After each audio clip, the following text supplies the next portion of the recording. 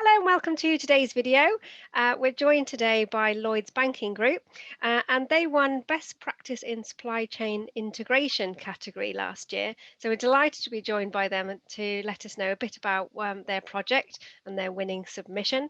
So hopefully this will encourage you all to enter this year and when you find out a little bit about what the judges were wowed about their presentation. So I'm joined today by George Booth, Dan Jones and Louise Waite. Hi, it's George Booth here. I'm the CPO for Lloyds Banking Group. And we're going to talk you through, as a team today, how we've approached fourth-party supply chain risk and concentration considerations within our supply chain. I guess going back 3 years now, we were in a reasonably strong position as we grew our third-party risk assurance framework. But we were always mindful of we had to get into that fourth and fifth party view.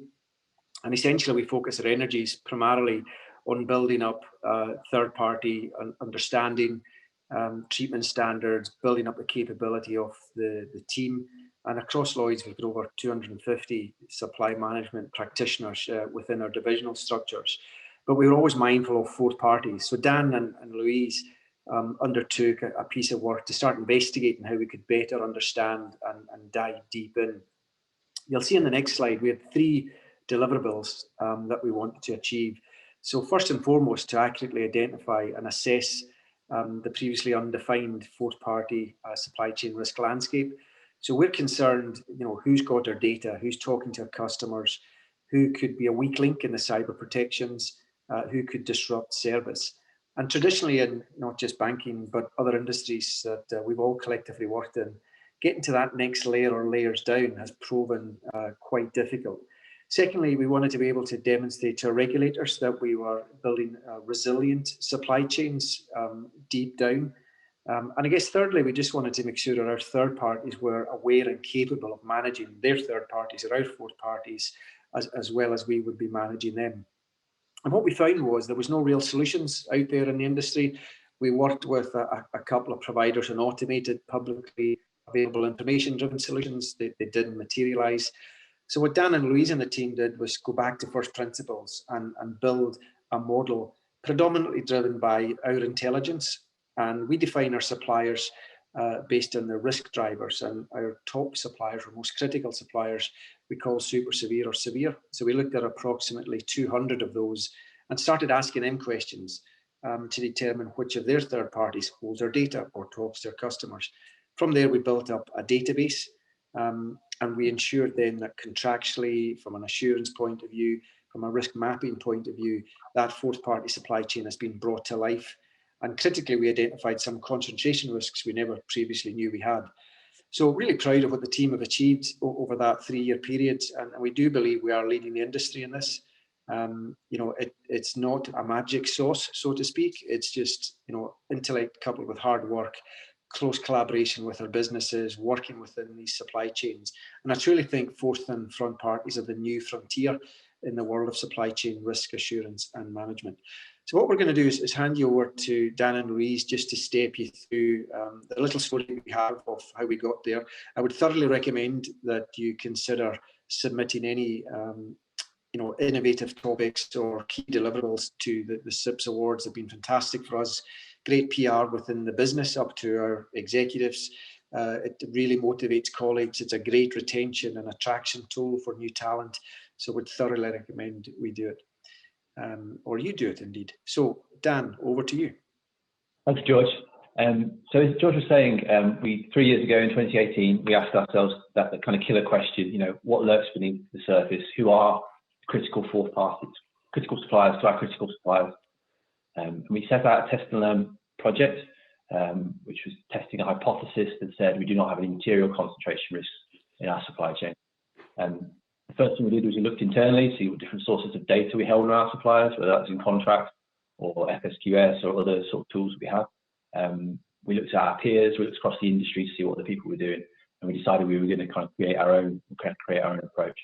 This was based on questionnaires, and it was based on a definition that said, the key fourth parties that we're interested in are those that present data, cyber, conduct and resilience risks to our third parties, but that could then in turn impact on LBG. So we designed the questionnaire and issued it via our supply chain managers to our third party. asking the third parties to attest to who they had, and the analysis was brought back and sort of reviewed. We didn't find any kind of material concentration risk, but there was lots and lots of rich insight, lots of new data that taught us lots of interesting lessons about who that fourth parties were, where they were providing services from, what types of risks they presented, and crucially, where the concentrations are. In 2019, there was an appetite at the very top of the business to do more in this space, to build this out, to embed it into the business. But before we launched back into questionnaires, we've challenged ourselves to say, is there a better way of doing this?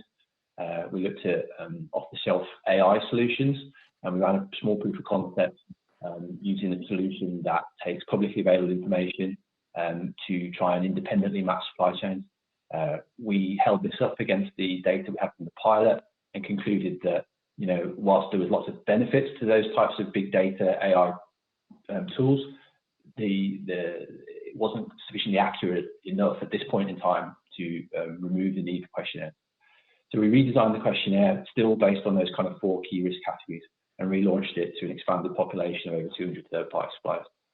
We did this in collaboration with our sourcing managers, our supply managers, and our supply chain assurance team. In 2020, it was really a case of looking at that broader data set and rolling out supporting underlying processes to really make the most out of that insight. It's one thing knowing who your fourth parties are, but the real value comes in using that information to make informed business-based risk decisions. So we, as George mentioned, we launched a treatment standard for our supply managers, which encourages them to sit down with their third parties and discuss fourth-party risks on a regular basis. Are there any changes? Have there been any issues? Have there been any events? Have there been any assurance findings or anything that would affect the service that they provide to LBG? We rolled out new suites of MI, both for the divisions, so they can see on a monthly basis the changing landscape at fourth-party level, who the key risks are, where the service is being provided from. And strategically, we wanted to bring that together at a group-level view and understand who the concentrated fourth parties are.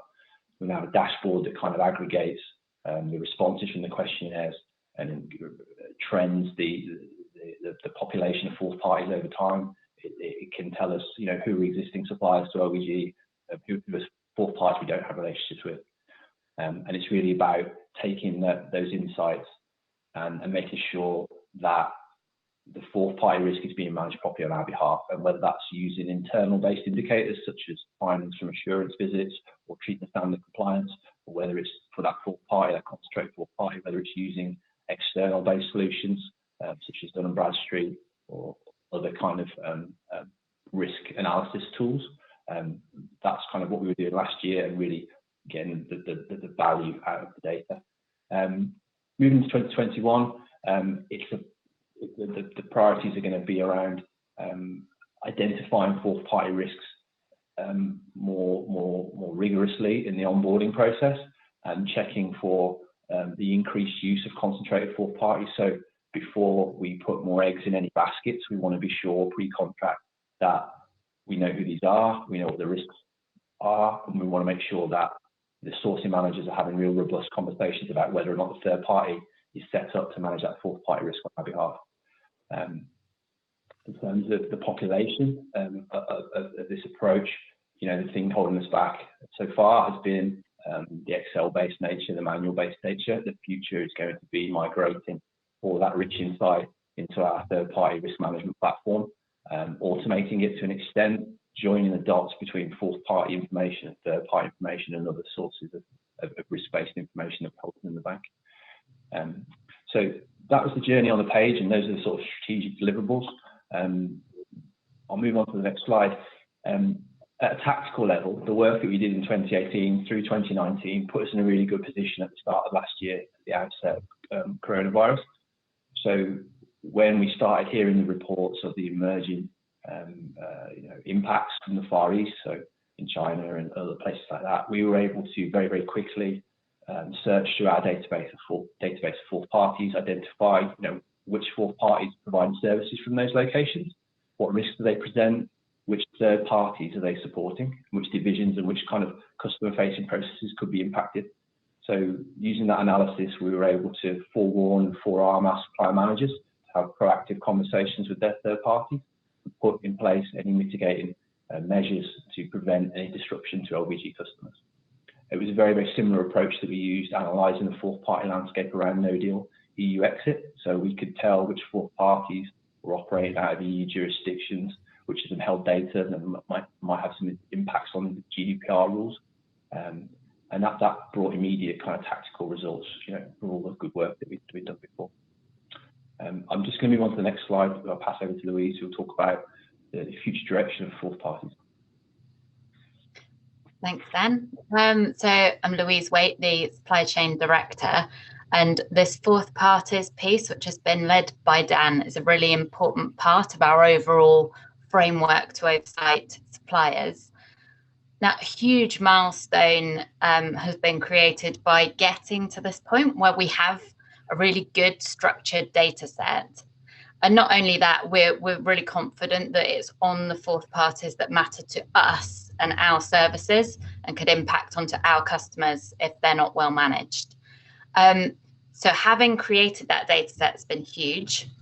We've also embedded the process to maintain that data, which again is essential if we're going to continue using this.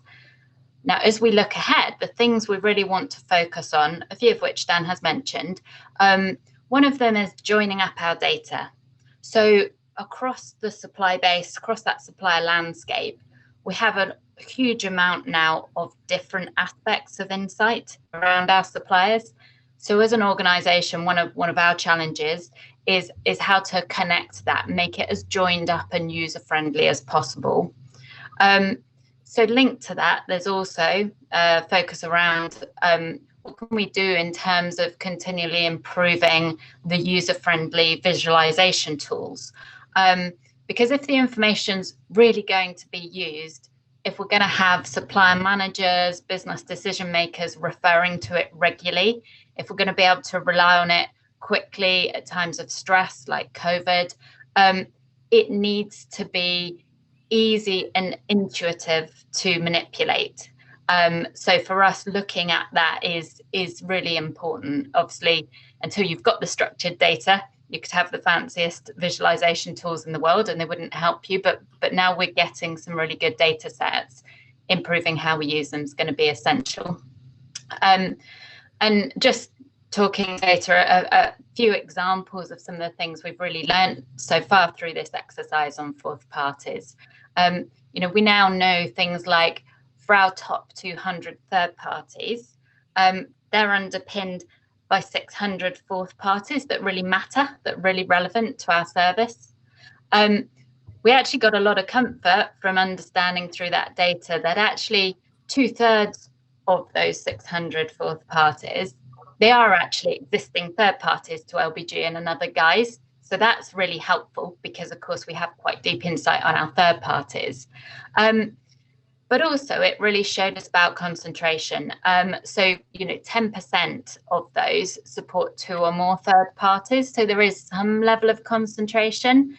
But actually, it was, we were, I guess, quite pleased in some sense to see that it's really quite a small number that are more materially concentrated. So 10 of our fourth parties support 10 or more of our third parties. So, again, that shows for us that's a really important area for us to focus on and satisfy ourselves that those fourth parties are well managed. Now, another area in terms of what next, the working with the suppliers has been really great. We've had some great cooperation with our supply base because, absolutely they want to make sure their service is resilient, it's well protected. So their desire to achieve that is very well aligned with ours. So we've had really good cooperation. We want to continue cooperating with our suppliers to ensure the risks perhaps that are deeper in our supply chain are also being managed. So, obviously, as most organisations, the journey tends to start with getting your arms around your third parties, good enough understanding, segmentation, oversight of those. Then through them, as we've done, getting into fourth parties. But for us, there's still that open question on how much further down the layers should we usefully go. So it's definitely a desire to continue that collaboration, continue that discussion. And then probably final point I'd raise in terms of what next it is really, I'm keen to understand any potential opportunities to leverage insight and to drive improvement at an industry level.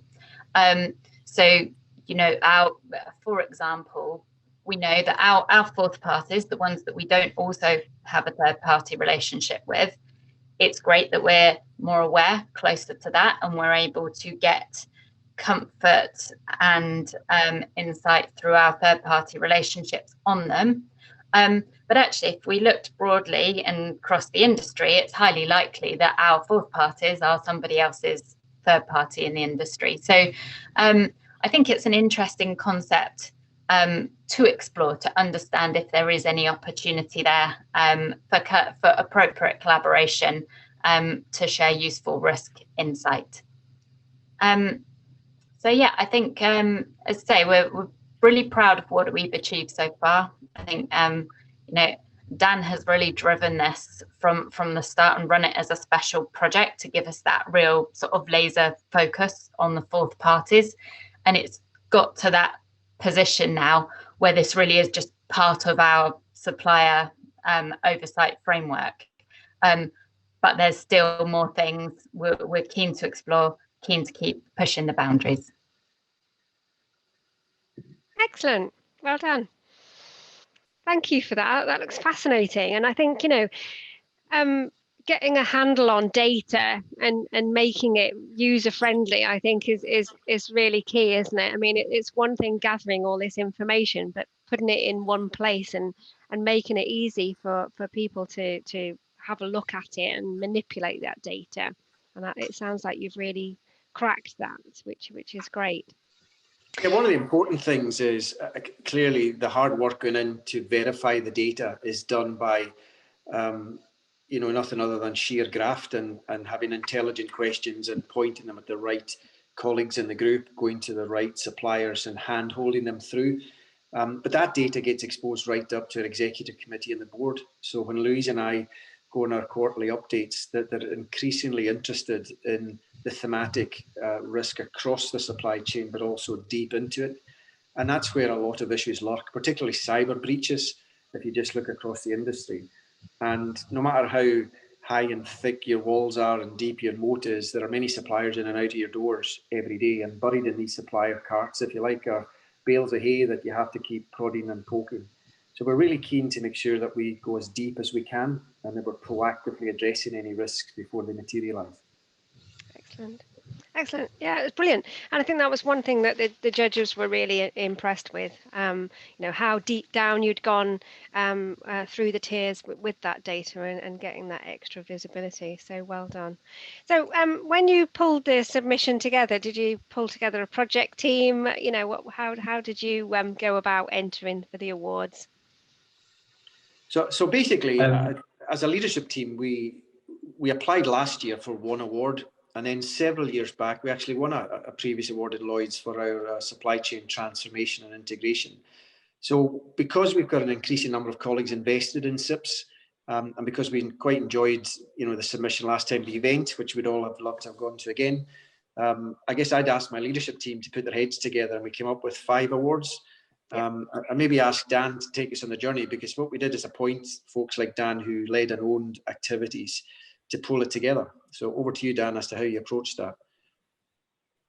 Yeah, so as George said, there was kind of like, you know, himself and his SLT who were encouraging invites people to step forward with innovative projects they're working on or solutions. So I was asked to review the categories. I think, you know, this awards have lots of different categories, and this could have maybe fit into 1 or 2, but, you know, we settled on this one, and I'm glad we did. We looked very closely at, you know, what the category was looking for in the project, and we started putting together a submission. The submission was very iterative. You know, it would be a draft, and then we would share it amongst George and his SLT to get feedback. We would rewrite and update and really refine it and polish it. We've got some internal referees as well that, you know, kind of contributed to submission, you know, adding their support and talking about the value that it brought to them. Yeah, it was it's a real team effort.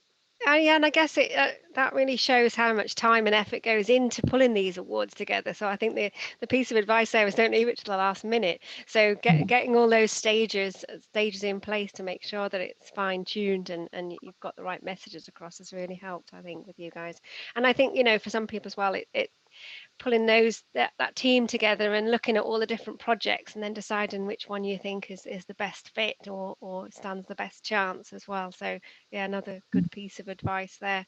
So obviously we couldn't be all in the room at Grosvenor House with our posh frocks and black ties on, but hopefully you managed to celebrate virtually as a team, and you obviously spread the word internally as well, so that's great to hear. Yeah, we definitely celebrated, and Louise is the party organizer amongst us. And I was going to say it was actually, although it would have been awesome if it had been face to face as usual, but it still was really quite exciting watching as the virtual awards were going on, waiting to see, and there was a lot of people on the chat. Yes. And as soon as the announcements were made, there was a lot of Dan got a lot of attention, a lot of messages pinging up in his teams. Yeah, well done. Well, greatly deserved. Congratulations once again. Hopefully that's inspired you to have a look at the categories, perhaps this category or any of the others. Take some of the insights and some of the tips and advice from this team on how they've pulled their submission together, as well as some of the really interesting bits of innovative pieces of the project that they put forward. So really think of that, some really interesting, innovative angles, looking at things from a different perspective. Those are the things that really impress the judges. So Lloyds Banking Group, congratulations once again, and thank you for joining us today. thank you. Thank you.